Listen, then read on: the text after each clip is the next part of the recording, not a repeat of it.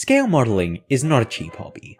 I mean, you gotta buy the kit, paint, glue, a kit, another kit, some more kits, a warehouse to store all the kits. It's bloody ridiculous. What it is, however, is in my opinion, one of the best value for money ventures you can invest into, short of something that actually turns a profit. In this video, I'll attempt to dissect and collect my thoughts on the wallet-shaped elephant in the room in an attempt to analyze scale modeling's value proposition. Chapter 1. Starting out. This is easily going to be when you spend the most amount of money all at once. Chances are you're probably going to be starting from absolutely zero. If you've got a parent or something that used to make models decades before you were born, you might be able to inherit like a knife or something, but starting off from exactly one doesn't have quite the same ring to it. My initial spend was around $95, which got me an Airfix starter set, a knife, some truly terrible paintbrushes, a cutting mat, some glue that I didn't like very much, and 2 Hobby Boss Easy assembly kits. This was back in 2020, mind you, so nowadays this would probably cost about the same as the entire GDP of Venezuela, because of woke. Minus the Hobby Boss kits, I'd argue that this is just about the most cost-effective entry point into the hobby. Airfix's starter sets do a good job at giving you just enough paint colours to make something that looks a bit like the thing what you're building, without making any batshit insane compromises that Revell and Italeri tend to do, like not including essential colours such as black, or in the case of Italeri's newer model sets like the F22, using the bare plastic as a colour, I guess. Honestly, I think their sets are doing more harm than good. I wouldn't wish an Italeri kit on my worst enemy. As far as tools go, an X-Acto knife, some wire cutters you've probably got around the house but never use, and some tweezers that you've also probably got lying around are what I consider to be the absolute bare minimum for an experience even vaguely resembling pleasant. So all up, the absolute lowest POV spec initial spend consisting of just an Airfix starter set and a knife will run you about $40. From memory, my first build took me about 13 hours or something like that, so when looking at the value for money of my initial spend purely numerically, it ends up being about $7 and a bit per hour, which is pretty good. And if you went fully POV, you'd lower it to about $3 an hour. I don't even know anything that costs $3 in general. I'm also still using a lot of the tools I bought back then as well to this day, so I've technically gotten a really infinitesimally small dollar per hour ratio from that initial spend, really. This is of course assuming that you started off as a broke 16-year-old. I've seen people go from zero to immediately buying a kit, all of the paints recommended on the side of the box, an airbrush, a compressor, every tool that the hobby shop stocks. While I cannot of course stop you from making terrible financial decisions, you better hope that you're immediately 100% sold on the hobby if you go down that route. Chapter 2. Consumables. This one mainly depends on how established you are, really. If you're still relatively new, you'll likely be spending like $20 on paint alone every time you build a new model, because it turns out that there's a lot of colours out there. There's technically nothing stopping you from mixing your own colours, but there's also technically nothing stopping you from putting a toothpick in between your toenails and kicking a wall at full force either. While model paint is a bit bloody pricey, with Vallejo costing about $294 a litre, which is only slightly better than printer ink, paint is the one thing I'd strongly urge against cheaping out on. Use the right tool for the job and be done with it. Tools are a bit of a different story though. How much you spend depends on how smart you are about it. If you do all of your shopping at the model store, you're probably getting a bit ripped off. In my experience, knife blades cost about the same no matter where you buy them. It's only worth buying model shop sandpaper if you absolutely need the uber high grit. Wood filler can be an alright alternative to something water-based like Vallejo's putty in a pinch. Cheap ass super glue gets the job done. And despite taking like a week to fully cure, Rust-Oleum 2X Primer is the absolute GOAT, whilst being half the price per mil compared to Tamiya. There's probably some stuff you can homebrew as well. Microset smells like vinegar, so I doubt I'd be buying a fresh bottle of that anytime soon at least. Once you've reached the point where you've got most of the tools and paints you need though, it's really quite self-sustaining. Even when taking cost out of the equation, the consumables can last you absolute years depending on what pace you're going at.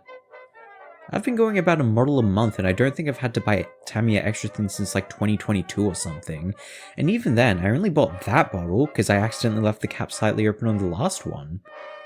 You're definitely getting your money's worth in this regard. Chapter 3. The kits themselves.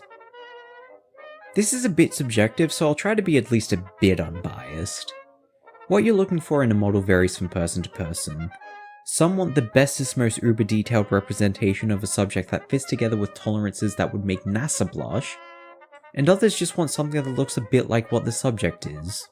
Neither way of looking at it is right or wrong per se, but honestly, both extremes tend to be the most annoying people you've ever met. Personally, I just want kits that are designed competently, which is a surprisingly tall ask for some companies. Common sense would dictate that you get what you pay for, but in my experience, when it comes to 72nd scale aircraft at least, this is patently false. Once you want to build anything slightly less popular than a Spitfire, your options are limited and sometimes not very appealing. I'd say that Academy gets the price to quality relationship the closest. That $13 MiG-21 is definitely going to feel like the most $13 kit you've ever built, but once you move up the price bracket a bit, some of their kits like the F-35 or Super Hornet are nicely detailed, go together well, and give you some pretty neat options and extras. Some manufacturers like Italeri are an even more depressing version of the Pokies.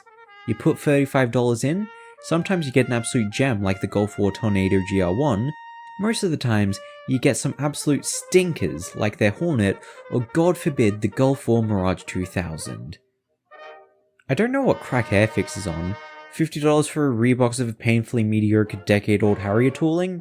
$55 for their brand new sex tier Meteor F8 that was tooled literally 2 years ago? Yeah, sure, fuck it, why not, who cares anymore?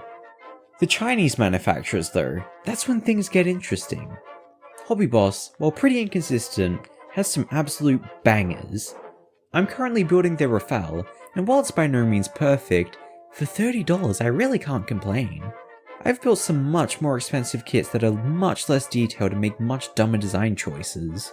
Trumpet is something else as well. I paid $30 for their JF-17, including shipping, and not only is it really nicely detailed, but you also get photo etch. That's absolutely insane for the price, and it's kind of ruined other companies for me. But of course, this all gets thrown out the window once you learn about swap meets. It of course depends on where you are, yada yada, but I've been to 2 so far, and on both occasions there's been at least something that's made me physically do the PogChamp face. There's a non-zero chance that you'll find that one kit that you really want but hasn't been reboxed in ages, even just looking around. So stuff like tooling date doesn't really matter because it's fucking $10.